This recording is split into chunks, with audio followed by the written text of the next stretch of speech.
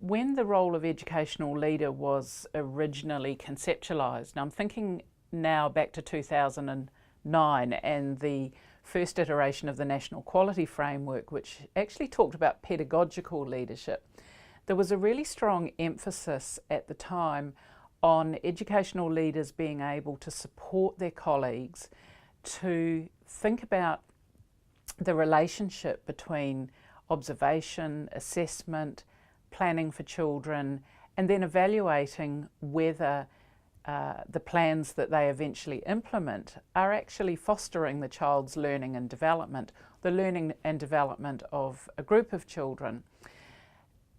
In between 2009 and 2016, my assessment would be that there's been rather more of an emphasis on learning, somewhat decontextualised from that overall cycle. And in the revision of the National Quality Standard that we've recently had, which is to become effective later in 2017, there's a much stronger emphasis on that overall cycle.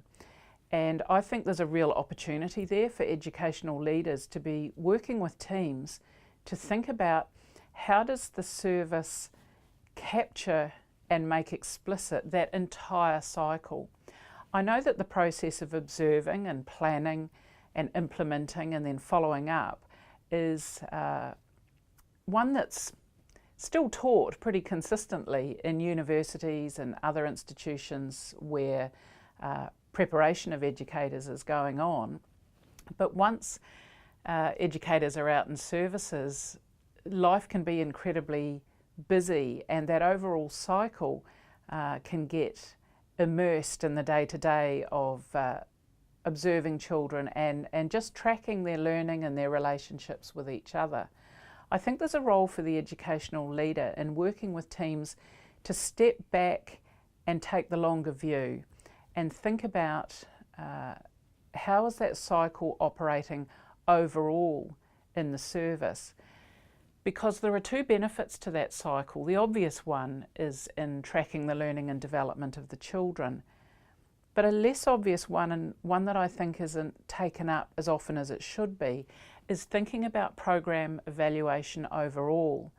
So rather than asking, is this child learning and developing? That's a critical question, it has to be asked. But also asking, is our program affording opportunities for children to learn and develop in the best way? What can we learn from that overall cycle that will help us think about enhancing our program as a whole?